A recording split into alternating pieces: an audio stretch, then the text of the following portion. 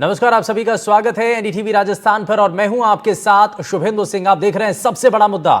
Cabinet मंत्री doctor Kirori Lal Meena ने अपनी ही सरकार पर जासूसी करने और फोन टैप करने का एक संगीन और गंभीर आरोप लगाकर बजट सत्र में बैठे बिठाए विपक्षी पार्टियों और कांग्रेस को बड़ा मुद्दा उनके हाथ में दे दिया। मीणा ने गुरुवार को जयपुर के आमागढ़ मंदिर में एक सार्वजनिक कार्यक्रम में अपनी ही बीजेपी सरकार को घेरते हुए कई सवाल खड़े किए। सीआईडी लगाई जा रही है, यह भी आरोप लगाया, टेलीफोन रिकॉर्ड किया जा रहा है। यह बड़ा गंभीर आरोप था अपनी ही सरकार को लेकर के। और इस पर ज्यादा जानकारी के साथ इनपुट एडिटर सुशांत पारिक हमारे साथ जुड़ रहे हैं। जरा उनका रुख कर लेते हैं। सुशांत, आज दिन भर जो है सदन के अंदर काफी गहमा गहमी रही।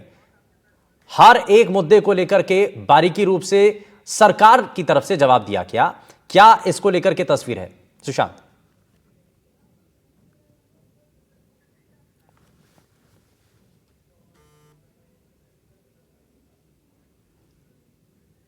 सुशांत, मुझे सुन पा रहे हैं आप? सुशांत, मेरी आवाज पहुंच रही है आप तक? सवाल कीजिए जी सुशांत, इसमें क्योंकि आज देखा हमने कि सदन के अंदर काफी गहमा गहमी रही, पूरे दिन भर इसी बात को लेकर के हंगामा रहा। न सिर्फ फोन टेपिंग बल्कि बाकी दूसरे बड़े मसले जो हैं जिनको लेकर विपक्ष अक्सर सरकार को घेरती रही है, लेकिन उन सभी सवालों का जवाब आज मुख्यमंत्री ने एक लंबे समय तक दिया। देखिए, बिल्कुल 2 घंटे से ज़्यादा उनका संबोधन रहा और एक के बाद एक विपक्ष के सारे आरोपों के जवाब उन्होंने दिए। हालांकि अलग बात है कि वो हंगामे के बीच पूरा संबोधन आज उनको देना पड़ा। आमतौर पे ऐसा होता नहीं है कि नेता प्रतिपक्ष नहीं बोले, विपक्ष सीएम के, सदन के नेता के संबोधन के दौरान इस तरीके से हंगामा करे। हालांकि फोन टेपिंग के मामले को लेकर गृह राज्य मंत्री बाहर जो है सदन से मीडिया के सामने जवाब दे चुके थे, लेकिन विपक्ष का आरोप है कि उनसे वार्ता नहीं की गई, गतिरोध को तोड़ने की कोशिश नहीं की गई। और फ्लोर मैनेजमेंट की जिम्मेदारी संभालने वाले सदन के मुख्य सचेतक जोगेश्वर गर्ग जी हमारे साथ हैं। गर्ग साहब, आमतौर पे ऐसा दृश्य कभी देखा नहीं गया। विपक्ष आरोप जो लगा रहा है कि डेडलॉक को तोड़ने की कोशिश नहीं की गई, क्या सच्चाई है? पहली बात तो यह कि हमारे लिए हाउस में ऑपोजिशन का मतलब होता है लीडर ऑफ ऑपोजिशन। विपक्ष प्रतिपक्ष का नेता जो है हमारी दृष्टि में वही पूरे कांग्रेस विधायक दल का नेता है, पूरे विपक्ष का नेता है वो। और इसलिए हम जो भी बात करते हैं उनसे बात करते हैं। सुबह 10:30, सवा 10, 10:30 बजे हम लोग अध्यक्ष महोदय के चैम्बर में थे। जोगाराम जी भी थे, जोली साहब भी थे। वहाँ उन्होंने कहा कि हम ये मुद्दा उठाएंगे। तो हमने कहा कि आप मुद्दा ज़रूर उठाइए, हमको कोई तकलीफ नहीं, हम जवाब देंगे, सरकार जवाब देगी इसका। लेकिन प्रश्नकाल के बाद आप किसी भी नियम के अंतर्गत ले आइए, आप जवाब देंगे। तो उन्होंने सहमति दी। उनका ठीक है, प्रश्नकाल चलेगा, उसके बाद हम इसको पर्ची या और कोई तरीके से उठाएंगे और फिर आपको जो जवाब बने दे देना। उनका ठीक है, हम तैयार हैं। उसके बाद जब हाउस में हम पहुंचे, प्रश्नकाल शुरू हुआ तो विपक्ष की तरफ से हंगामा शुरू हो गया। जब विपक्ष का नेता, प्रतिपक्ष का नेता हमसे जवान दे के जाता है, वादा करके जाता है कि प्रश्नकाल के बाद होगा, तो अचानक प्रश्नकाल में व्यवधान क्यों खड़ा किया? तब भी आसन से भी कहा गया प्रश्नकाल होने दीजिए। मैंने खुद ने कहा प्रश्नकाल होने दीजिए, प्रश्नकाल के बाद आपके इस मुद्दे पर हम बात करने को तैयार है, हमको कोई घबराहट नहीं है और हम कहीं गलत नहीं है, हम आपको पूरा जवाब देंगे। आपको जो आरोप लगाना लगा देना, हम जवाब देंगे। मैंने खुद ने कहा, दो बार कहा। नेता प्रतिपक्ष तो चाहते थे कि हमारी बात मान ली जाए क्योंकि वो जवान दे चुके थे, लेकिन कांग्रेस के दूसरे नेता नहीं चाहते। आप लोटासरा की बात कर, कोई भी हो, कांग्रेस 3-4 टुकड़ों में बंटी हुई है आज भी। और एक हाँ करता तो दूसरा ना करता, दूसरा हाँ करता तीसरा ना करता। ये पिछली बार मुकेश भाकर में भी यही हुआ। बाकी 6 महीने तक बात जाती नहीं। ये मुद्दा उन्होंने उस विषय को खुद ने भी काटा। डेडलॉक तोड़ा जा सकता था, बिल्कुल तोड़ा जा सकता, पर टूटता तब है जब सामने से भी सकारात्मक। एक हाथ से ताली नहीं बजती है। हमने पूरे प्रयास किए। फोन टेपिंग के आरोप आपको नहीं लगता गंभीर हैं? सदन के भीतर जवाब देना चाहिए। फोन टैपिंग यदि होता है तो गृह मंत्रालय का आदेश होता है और गृह मंत्रालय इस बारे में प्रेस के सामने अपनी स्थिति स्पष्ट कर चुका है, इसलिए कोई विषय नहीं रहा। डॉक्टर साहब, आप कोशिश करेंगे अब चूंकि बजट पेश होना है 19 को कि गतिरोध टूटे, वार्ता हो वापस से? देखिए, राजस्थान के इतिहास में 16वीं विधानसभा वो याद की जाएगी इस बात के लिए कि हमारे वर्तमान स्पीकर साहब ने नई परंपरा स्थापित की कि प्रतिपक्ष के नेताओं को भी साथ बुलाकर सर्वदलीय बैठक करना राजस्थान में कभी नहीं होती थी, पहली बार हुआ है ये 3 बार हम कर चुके हैं। इस सत्र की शुरुआत से पहले भी हमने बैठक कर ली थी और सारे विषय उनसे डिस्कस कर लिए थे कि क्या क्या आ सकते हैं और क्या क्या रणनीति रहनी चाहिए, और उसमें बहुत सौहार्दपूर्ण वातावरण में वो बैठक हुई थी, कोई दिक्कत नहीं थी। अब फिर बजट भाषण से 2 दिन, ठीक है, 1-2 दिन 3 दिन पहले सुशांत, ये बेहद महत्वपूर्ण भी है और कई अलग अलग विषय हैं जिनको लेकर आज सदन के अंदर काफी गहमा गहमी रही। सुशांत, आप हमारे साथ बने रहिए, लेकिन अब जरा कार्यक्रम में आगे बढ़ते हुए आपको बताते हैं आज दिन भर सदन के अंदर क्या हुआ। सदन में खूब हंगामा हुआ, विपक्ष ने कई आरोप लगाए और उन आरोपों का जवाब आज मुख्यमंत्री ने सिलसिलेवार तरीके से दिया। क्या विपक्ष के आरोप रहे और क्या मुख्यमंत्री की तरफ से जवाब दिया गया, जरा वो आपको दिखाते हैं। चप्पे चप्पे पर मेरी सीआईडी की जाती है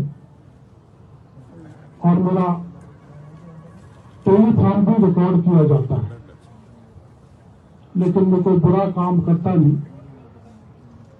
इसलिए मैं डरता नहीं, इसलिए मैं झुकता नहीं, इसलिए मैं टूटता भी नहीं। मैं सच कहने से नहीं चूकता। जो अखबार की कटिंग है उसमें स्पष्ट कह रहे हैं कि मैं कोई टिप्पणी नहीं करना चाहता, लेकिन मैं कह रहा हूं हमारी सरकार किसी भी एमएलए किसी भी मंत्री का कोई फोन टेप नहीं कराती है। विपक्ष निराधार आधारहीन तथ्यों के आधार पर सदन की जो कार्रवाई उसको बाधित करना चाहता है, क्योंकि राजस्थान की विधानसभा में बजट भी आने वाला है, आज अभिभाषण पर उत्तर आने वाला है। अब जब जवाब आएगा तो माननीय मुख्यमंत्री जी उनकी पोल खोलने वाले हैं कांग्रेस के लोगों की, तो वो तिलमिला रहे हैं, उससे वो तिलमिला गए हैं, इसलिए कार्रवाई को बाधित करना चाहते हैं, बाकी ये कोई मुद्दा नहीं। मैं समझता हूँ वो काफ़ी समय से इस बात को कह रहे थे कि सरकार मेरी निगरानी कर रही है, मेरे ऊपर जासूसी कराई जा रही है और मेरे ही लोग मेरी पीठ में छुरा घोंप रहे हैं। ये बात खुद किरोड़ी जी ने कही थी। हाजी के दरबार में नाजी का काम नहीं है, ये भी उन्होंने कहा था। उन्होंने कहा था कि मेरी आवाज़ को दबाया जा रहा है, मैंने संघर्ष किया है, और आज वो बात उन्होंने फिर वापस कह दी कि जिस प्रकार से पूरा जो सिस्टम जो है उनके पीछे लगा हुआ है और वो जो खुलासे कर रहे हैं, चाहे वैसा ही भर्ती की बात हो, चाहे वो उन्होंने अवैध खनन की बात की हो, बजरी घोटाले की बात की, उन पे कार्रवाई नहीं हो रही है, उल्टा उनकी फ़ोन टेपिंग हो रही है। तो ये एक बहुत बड़ा इशू है। उन्होंने इस तरह के कोई वाक्य नहीं बोले, लेकिन इनको दर्द कुछ और है, लेकिन बयां कुछ और कर रहे हैं, इसलिए इनके पास कोई मुद्दा नहीं है। केवल और केवल इस तरह की बातें भ्रम की फैला रहे हैं। मैं मानता हूं कि इस तरह की बातें नहीं फैलाएं, और हमारे माननीय किरोड़ीलाल जी हमारे वरिष्ठ नेता, हमारे परिवार के हैं, जो भी बात होगी हम परिवार में करेंगे। जब मैं कह रहा हूं सारी निराधार है, हमारी सरकार ऐसा कोई काम नहीं करेगी। पिछली सरकार के दौरान हाँ, वो पिछली सरकार इनकी है, वो आ रहा मामला सामने, वो प्रूफ है, वो प्रूफ सामने आ रहा है, इनका है टेपिंग का मामला तो, लेकिन ये हमारी सरकार का ऐसा कोई मामला नहीं। इस मामले को लेकर के मुख्यमंत्री ने सदन के भीतर क्या कहा, जरा वो भी आपको दिखाते हैं। आज नेता प्रतिपक्ष की कुछ नहीं चली, आप नेता प्रतिपक्ष की कुछ नहीं चली, उनको वंचित किया। अरे इतने दबाव में तो मत आओ, इतने दबाव में जिस तरह से काम कर रहे हैं, एक किसान के बेटे को वंचित कर दिया, एक ऐसे बेटे को वंचित कर दिया जो बोलने नहीं दिया।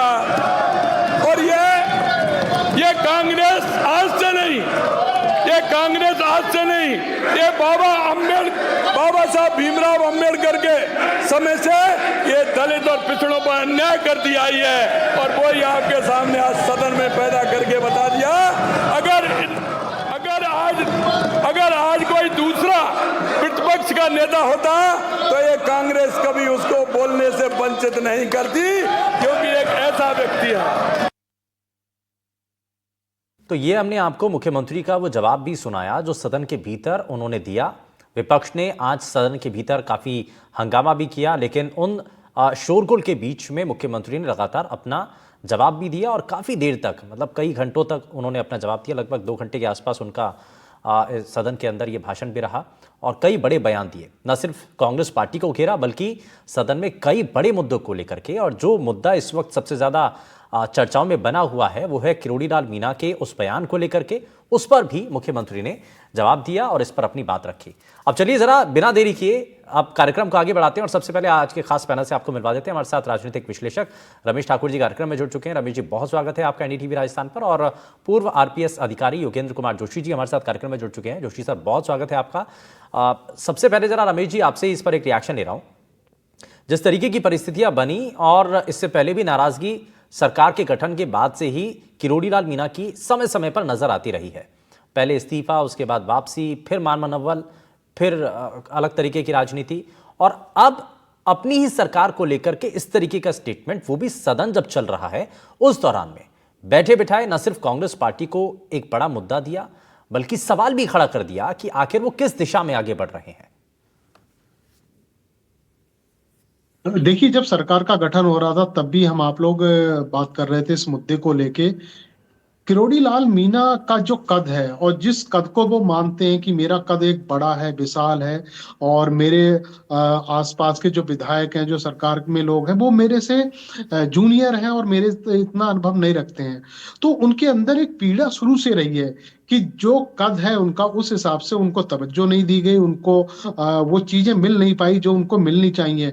आपको पता होगा जब सरकार का गठन हो रहा था उस समय इनके समर्थक लोग ये कह रहे थे कि सीएम को इनको बनाना चाहिए, सीएम की बात कही जा रही थी। उस बीच में फिर चीजें और आगे बढ़ी। अब जो जिस तरीके से बयानात वगैरह आ रहे हैं तो उसका ये अपवाद हो सकता है कि नहीं, उनके अंदर कुछ ऐसा है जो उनकी बात को शीर्ष नेतृत्व नहीं समझ पा रहा है, लोग नहीं समझ पा रहे हैं जो कहना क्या चाह रहे हैं। अभी इस तरह के बयानों से होता क्या है, जब सदन चलता होता है या कोई मीटिंग्स वगैरह होती है, उस समय जब आप इस तरह की चोट मारते हो तो उसमें नुकसान आपका नहीं होता, आपकी पार्टी का होता है। लेकिन सबसे ज्यादा फायदा किसको हो जाता है? विपक्ष को हो जाता है। विपक्ष गर्मा गर्म मुद्दा उठा के पूरी पार्टी को लेके खड़ी हो जाती है रोड पे आके, देखिएगा तुम्हारे अंदर क्या हो रहा है, इतने बड़े नेता हैं जो वो खुद परेशान है, फिर आप किस बात के लिए कहते हो कि सरकार अच्छी चल रही है और सरकार की दिशा अच्छी चल रही है। लेकिन इन चीजों से जो जनता जो लेकिन उन्होंने कुछ सवाल उठाए। उन्होंने कहा कि मैं झुकता नहीं, मैं हारता नहीं, हाँ मैं हाँ को हाँ कहने वाले में से नहीं हूं, मैं ना को ना कहूंगा। तो ये कुछ और उन्होंने कहा कि भर्तियों को लेकर के और विपक्ष में रह करके पहले भी जो हमने मुद्दे उठाए थे और जिनको लेकर के लोगों ने हमें मैंडेट दिया था, जनता ने हमें चुन करके भेजा था, अब हम वही काम नहीं कर रहे हैं। तो यानी कि ये भी एक बड़ा सवाल है कि भाई वो पेपर लीक मामले को लेकर के भी कह रहे थे, भर्तियों को लेकर के सवाल उठा रहे थे। नहीं, मुद्दे निश्चित रूप से मुद्दे उन्होंने जमीन के उठाए हैं, बुनियादी मुद्दे उठाए। बात वही आ गई जो मैंने पहले कहा कि उनकी बात को तवज्जो नहीं दिया जा रहा है। अब जिस तरीके से पेपर का मामला उन्होंने उठाया, भर्ती का मामला उठाया, और इस तरीके से आज होता क्या, देखो चाहे सरकार को के अंदर का व्यक्ति हो या सरकार के बाहर का कोई व्यक्ति है, अगर वो क्रिटिसाइज अगर करता है तो उसको बाहर वाले को तो देशद्रोही कह दिया जाता है, राजद्रोही कह दिया जाता है, और अंदर वाला अगर कोई इस तरह की बात उठाता उसको ये कह दिया जाता आप तो विपक्ष की भाषा बोल रहे हो। तो जो उनकी बातों पे मंथन होना चाहिए, जो उनकी बातों का एक निष्कर्ष निकालना चाहिए, वो सरकारें नहीं कर पाती हैं, वो लोग नहीं कर पाते हैं और ना ही उनकी पार्टी कर पाती है। तो ये उनके अंदर की पीड़ा रही है। निश्चित तौर पे आपने बिल्कुल सही कहा, उनके ऐसे मुद्दे रहे, उन मुद्दों को उन्होंने उठाया जो उन्होंने ये भी कहा कि देखो हम किसके लिए जीत के आते हैं, जनता के लिए जीत के आते हैं, हम रिप्रेजेंट हम किसका थोड़ा सा आगे बढ़ता हूं, मैं इसमें थोड़ा सा आगे बढ़ता हूं, लेकिन वापस जब रमेश जी वापस लौटूंगा आपके पास तो यही जानने की कोशिश है कि अब बैलेंस कैसे किया जाएगा, कौन है वो जो राजस्थान की सरकार में सामंजस्य बनाने की जो है अभी ताकत है, क्योंकि हालांकि अलग अलग नेताओं की तरफ से, मंत्रियों की तरफ से डैमेज कंट्रोल करने के लिए बहुत हद तक कोशिश की गई है। इसमें डिप्टी सीएम से लेकर के तमाम जो मंत्री हैं वो पूरी फोर्स उतर गई और सबने अपने अपने तरीके से इस सभी चीज़ों को बैलेंस बताया। उन्होंने कहा कि ऐसा कुछ भी खराब नहीं है, जैसे पहले की सरकारों में होता था ऐसा हमारी सरकार में नहीं है, लेकिन अंदर अंदर बहुत कुछ चल रहा है और कैसे सब कुछ बैलेंस होगा, सवाल यही करूंगा। लेकिन उससे पहले मैं जरा जोशी सर को जोड़ रहा हूं। जोशी सर, ये सेंटिमेंट से जुड़ा हुआ क्या एक मुद्दा बनाने की कोशिश थी जो शायद उतना बड़ा मुद्दा बन नहीं पाया पॉलिटिकली, अब इसमें हाइप मिल रही है क्या? अगर पॉलिटिकली ये बड़ा मुद्दा बनता है तो शायद ये आखिरी उम्मीद होगी किरोड़ी बाबा की। देखिए शुभेंदु जी, मैं पिछले समय से जब कांग्रेस सरकार थी तब से टीवी डिबेट में जुड़ा हुआ हूं तो ऐसा ही भर्ती ले लीजिए, या और भी कई प्रकरण ले लो। कम से कम पिछले 5 सालों में करोड़ी जी ने सड़क के ऊपर बीजेपी की तरफ से पूरी मेहनत करी, और जो आज सरकार में बैठे हुए हैं उनमें से एक भी आदमी उस समय मैंने इनके साथ जुड़ते हुए नहीं देखा था।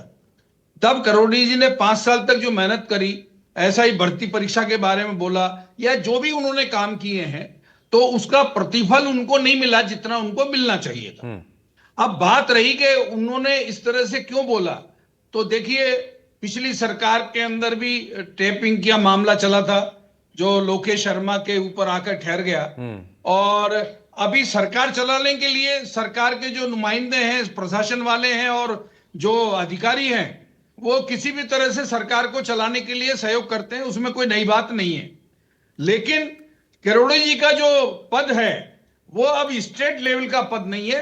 करोड़ी जी को अब सेंटर के अंदर अगर इस सरकार को समुचित ढंग से चलाना हो तो सेंटर के अंदर इनको बुला लेना चाहिए। देखिए छलनी तो आवाज करती करती है, छाजले भी आवाज करने लग गए। आपको एक बताऊं, एक टीवी चैनल के हेड थे जिन्होंने भी मुख्यमंत्री को ज्ञान दिया, और इसी तरह से एक गहलोत कोई मंत्री, समाज कल्याण मंत्री, वो भी जा बोलेगे पर्ची की सरकार है। देवी सिंह भाटी बोल रहे हैं, और इस तरह से इतने लोग बोलने लग गए कि हमारे राजस्थान की सरकार के लिए नैरेटिव पैदा कर रहे हैं। अरे भाई, ये नैरेटिव पैदा करने वालों के खिलाफ कार्रवाई करनी चाहिए। नहीं, और आज मुख्यमंत्री ने इसको लेकर के सदन में बड़ा जो माकूल जवाब है वो सदन के अंदर बहुत बारीकी से दिया और बहुत कठोरता से दिया। उन्होंने कहा कि भाई आप समझ रहे होंगे कि ना सौम्य स्वभाव है, लेकिन हम समय समय पर एक्शन भी लेते हैं, है ना। ये एक मैसेज देने की जरूर कोशिश थी। मैं इसमें हमारे साथ इस बीच वरिष्ठ पत्रकार राजेश कसेरा जी भी कार्यक्रम में जुड़ चुके हैं। राजेश जी, बहुत स्वागत है आपका एनडीटीवी राजस्थान पर। सर, ये क्या चल रहा है और ये इसका अंत कैसे होगा? समय समय पर नाराजगी, मान मनव्वल और उसके बाद फिर से नाराजगी, अब क्या कोशिश है? क्योंकि ये बड़ा आरोप है अपनी ही सरकार को लेकर के, फोन टेपिंग का, न झुकने का, दबाव का, ये बहुत सारे आरोप हैं। बिल्कुल शुभेंदु, ये बहुत ही गंभीर बात है। और अभी हमारे वक्ता जोशी साहब ने एक बहुत अच्छी बात बोली कि यदि आपने 1 साल पहले जब सरकार सत्ता में आई और आपने सारे बड़े जितने भी दावेदार थे और बड़े जो कंटेंडर थे उन सबको आपने और शीर्ष आला कमान ने भारतीय जनता पार्टी के कहीं न कहीं किनारे पे करके एक नई पीढ़ी को आपने मौका दिया। यदि उस समय किरोड़ी लाल मीणा के बारे में क्यों नहीं सोचा गया, ये बहुत पहले चौंकाने वाली बात है। क्योंकि आप देखिए 1 साल से लगातार वो सरकार के खिलाफ जो हैं वो खड़े हुए हैं, मंत्री होते हुए मंत्री पद की अनुपालना नहीं कर रहे हैं, और हर कदम कदम पे सरकार को चुनौती देने का काम कर रहे हैं। और इस 1 साल के अंदर भारतीय जनता पार्टी की तरफ से, चाहे वो इस प्रदेश नेतृत्व हो या शीर्ष नेतृत्व हो, उनके विकल्प को या उनको को समाधान निकालने का कामकाज नहीं किया गया है। अब इसके दो मायने हो सकते हैं, या तो वो उनको उनकी परवाह नहीं है, वो इनके हाल पर छोड़ दिया है। लेकिन अगर इस तरह की चीजें अगर सरकार के सामने बार बार लाएंगे तो आपकी सरकार के लिए और आपकी पार्टी और आपके संगठन के लिए मुसीबत तो खड़ा करेंगे। तो 2 चीजें जोशी जी ने सलाह दी कि ऐसे वरिष्ठ व्यक्ति को राज्य से निकाल के और केंद्र की तरफ ले जाए ताकि वहां पर बड़ा काम उनको दिया जा सके, तो सरकार के लिए मुश्किल पैदा नहीं करे। और नहीं तो फिर आप उनको एक जो वो मौका चाहते हैं प्रदेश के अंदर जो काम करना, संदेश साफ था ना कि भाई मुख्यमंत्री कौन होगा, क्योंकि लड़ाई जैसा पहले भी रमेश जी भी बता रहे थे कि भाई अल्टीमेटली लड़ाई तो मुख्यमंत्री पोस्ट को लेकर की थी, पद को लेकर की थी। लेकिन अब वो तो आलाकमान ने पहले ही क्लियर कर दिया था कि भाई कौन मुख्यमंत्री होंगे, आप नहीं होंगे, ये तय कर दिया था। तो जब अवमानना अभी भी हो रही है, जब पार्टी को अभी भी चैलेंज किया जा रहा है, तो क्या ये संभव नहीं कि अगर आपने सेंटर में भी भेज दिया तो तब भी किसी ना किसी तरीके से वो इंटरफेयर करेंगे? नहीं शुभेंद्र जी, वहां तो उनके कद के, उनके हैसियत के बहुत लोग हैं। क्या वो प्रधानमंत्री नरेंद्र मोदी को काउंटर कर पाएंगे? क्या गृह मंत्री अमित शाह को काउंटर कर पाएंगे? जेपी नड्डा है, नितिन गडकरी है, ऐसी लंबी चौड़ी फहरिस्त है जहां पर सेंट्रल के अंदर, संगठन के अंदर भी और सरकार के अंदर भी बहुत ऐसे लोग हैं जो उनके मजबूत कद को, उसकी बराबर की भागीदारी रखते हैं। और वहां पर अच्छा, एक चीज और भी है, अब उनको जो हम लगातार ये पार्टी की तरफ से कहा जा रहा है कि भाई हम उनको दोबारा से मान मनव्वल होगा, ठीक है, अल्टीमेटली टेस्ट भी कई बार लिया गया है। अब लोकसभा चुनाव के दौरान भी एक टेस्ट था और उसमें उन्होंने खुद ही ये स्वीकार कर लिया था कि भाई मेरे जो क्षेत्र की जो सीटें हैं उनको मैं नहीं जिता पाया और इसलिए ये मैं नैतिकता के तौर पर इस्तीफा देता हूं। तो वहां पर एक नुकसान पहुंचा था, उनकी पर्सनल इमेज को लेकर के डेंट पहुंचा। फिर उसके बाद उनके भाई को चुनाव लड़वाया गया, वो चुनाव नहीं जीत पाए। तो ये कई ऐसी चीजें हुई हैं, यानी कि समय समय पर परीक्षा हुई है जिसमें उनका रिपोर्ट कार्ड कुछ अच्छा नहीं रहा है। अब बिल्कुल देखिए, और स्पष्ट से ये नजर भी आया कि जनता ने दोनों ही टाइम पर उनके क्षेत्र का जो सबसे मजबूत गढ़ माना जाता है वहां पर उनको खारिज कर दिया। तो कम से कम संगठन को और सरकार को इसको सोचना तो पड़ेगा ना, गंभीरता से निर्णय करने पड़ेंगे। जब आप इतने बड़े बड़े सरकार चलाने के लिए बड़े निर्णय कर रहे हैं कि आपने इतने बड़े राइजिंग राजस्थान को कर दिया, ईआरसीपी को कर दिया, तो क्या आप अपने पार्टी के अंदर और अपने घर के अंदर के मुद्दों को कैसे आप निपटाएंगे? कहीं ना कहीं ये संदेश जो है पार्टी के कार्यकर्ताओं के बीच में भी सही नहीं जा रहा कि आप मनमानी करते रहें और सरकार और संगठन उस पर ध्यान नहीं देगा। तो ये ठीक रवैया नहीं है। यदि आपको अगले 4 साल मजबूत सरकार चलानी है तो या तो किरोड़ी को साथ करके लेकर चलाएं या उनको अलग करके चलाएं। स्पष्टता और पारदर्शिता किसी भी संगठन में, किसी भी सरकार के अंदर होना बहुत जरूरी है, और ये कोई पहली बार नहीं हो रहा। हर राज्यों के अंदर, सरकार के अंदर देखते हैं कि जो वरिष्ठ नेता होते हैं, अभी हरियाणा के चुनाव में भी यही हुआ, जब नायाब सैनी को दोबारा मौका दिया गया तो बहुत सारे वहां के नेता नाराज हुए। महाराष्ट्र के अंदर भी ये लग रहा था कि क्या गट गए, अगर नाराज हो गए तो ये सारी चीजें तो आपको स्पष्ट करना पड़ेगा कि अगर आपको सत्ता और संगठन के साथ रहना है तो साथ चलिए। ठीक है, वो दावेदारी सिर्फ जब तक अपॉइंट नहीं किया गया, सीएम चेहरा डिक्लेयर नहीं किया गया, तब तक तो है, लेकिन डिक्लेयर करने के बाद भी अगर इसी तरीके से विरोधाभास हो तो उसको लेकर के जरूर सवाल उठते हैं। हमारे साथ हमारे सहयोगी सुशांत पारिक भी हमारे साथ लगातार बने हुए हैं। सुशांत, इस मामले को लेकर बड़ा बारीकी से विश्लेषण भी किया गया और कई जो पैनलिस्ट हैं उन्होंने अपनी बात भी रखी है, लेकिन अब इसमें स्ट्रैटेजी क्या नजर आ सकती है? क्योंकि डैमेज कंट्रोल करने की कोशिश होगी, वो भी विधानसभा का जब सत्र चल रहा है, इस दौरान एक बड़ा मुद्दा मिलना ये पार्टी के लिए बड़ा नुकसानदायक साबित हो सकता है। हाँ बिल्कुल शुभेंदु, और जो भाजपा के कुछ मंत्रियों से, बड़े नेताओं से हमारी जो ऑफ रिकॉर्ड बातचीत हुई है, सबका यही मानना है कि अब वो समय आ गया है जब आला कमान, भाजपा का केंद्रीय जो नेतृत्व है वो ये फैसला करे कि किरोड़ी लाल मीणा को लेकर क्या करना है। क्योंकि ये पहला अवसर नहीं है जब उन्होंने इस तरह के आरोप लगाए हों समय समय पे, यानी विधानसभा चुनाव के बाद से उनकी तल्खी, उनकी नाराजगी, इसी तरह के बयान वो लगातार हम देख रहे हैं। और उपचुनाव के बाद, भाई की हार के बाद से इनमें बहुत तेजी आ गई है। आज बहुत बड़ा अवसर था और मुख्यमंत्री को जवाब देना था ऐसे समय में जब उनका बयान, जो वीडियो जिस तरह से सामने आया, जिस तरह का स्टेटमेंट उन्होंने दिया है, वो ये बता रहा है कि बहुत सोचे समझे तरीके से किरोड़ी लाल मीणा सरकार पर हमला कर रहे हैं। इसके पीछे बहुत सारी वजह, अलग अलग कारण बताए जा रहे हैं जो मीडिया के सामने नहीं है। पर्दे के पीछे की कहानी कुछ और बताई जा रही है, लेकिन किरोड़ी लाल मीणा की इन बयानबाजी कहाँ रुकेगी, अब मुख्यमंत्री भी इस बारे में सोच रहे हैं। और ये एक पूरा जो थिंक टैंक है राजस्थान भाजपा का, संगठन के स्तर पर, सत्ता के स्तर पर, वो ये मांग करेगा अब केंद्रीय नेतृत्व से कि पहले नोटिस दिया जाए, जिस तरह की प्रक्रिया भाजपा में होती है प्रोटोकॉल के तहत, और पूछा जाए कि आखिर इन बयानों के पीछे मंशा क्या है, क्यों अनुशासनहीनता की जा रही है और क्यों पार्टी के फॉर्म पर आकर ये बात नहीं की जा रही और इस तरीके से सार्वजनिक कार्यक्रम में ये बात कही जा रही है। तो पार्टी को लेकर, सत्ता सरकार को लेकर किरोड़ी लाल मीणा को फैसला करना होगा कि वो साथ रहेंगे, नहीं रहेंगे, आने वाले दिनों में उनका क्या भविष्य होगा। ये सारे मसले ऐसे हैं जिन पर अब गंभीरता से विचार होने लगा है। और आज देखिए उनका जो बयान था, उस बयान ने कैसे हंगामा किया। पूरा आज के दिन भर की कार्रवाई हंगामे के बीच रही, सीएम को हंगामे के बीच बोलना पड़ा, और गतिरोध, डेडलॉक जो सदन के भीतर है शुभेंदु, अभी टूटा नहीं है, क्योंकि सदन के भीतर इस मामले में कोई जवाब नहीं आया है। और विपक्ष जो मांग कर रहा है, आज पहला चरण खत्म हुआ है, 19 को बजट जब आएगा तब गतिरोध का सिलसिला वहीं से वापस शुरू होगा जहां आज खत्म हुआ है। ठीक है रमेश जी, एक फाइनल कमेंट इसमें ले रहा हूं मैं। रमेश जी, एक चीज़, अब अगर साथ में रह करके किरोड़ी लाल मीणा को देखें तो अभी तक कई स्टेटमेंट जिससे पार्टी को डेंट पहुंचा है, लेकिन जैसा कहा जा रहा है कि अगर अनुशासनात्मक रूप से अगर पार्टी इस पर संज्ञान लेती है और कोई कार्रवाई होती है या कोई बड़ा डिसीजन भी ले लिया जाता है, तो अगर मीणा साहब को अलग हटा करके रखें तो क्या इससे कोई बड़ा नुकसान या बड़ा डेंट या आने वाली राजस्थान की पॉलिटिक्स में कोई बड़ा बदलाव?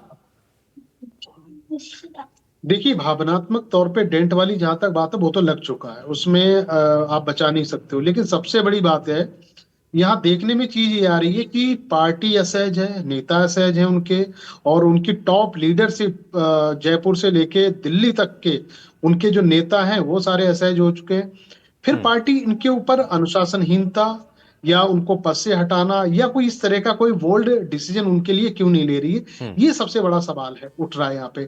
अब इसके पीछे कुछ चीजें ऐसी भी हैं कि भाई करोड़ी लाल मीणा का जो प्रदेश की राजनीति में बड़ा कद है, कोई ऐसा बचकाना फैसला भारतीय जनता पार्टी नहीं ले सकती है कि उनको बाहर का रास्ता निकाल दो या उनको पद उनसे छीन लिया जाए। उसके बाद में पता चला 10-5 अगर वो विधायक लेके भी अगर बाहर चले जाते हैं तो आपको पता है कि सरकार का क्या हो सकता है, क्योंकि बड़ी मुश्किल से बड़ी कई चीजें हैं जो हर पहलू पर विचार करना होगा और इस पर बीजेपी जरूर विचार कर भी रही होगी। तो क्या ऑप्शन बचता है, क्या विकल्प बचता है, उसको लेकर के बात है।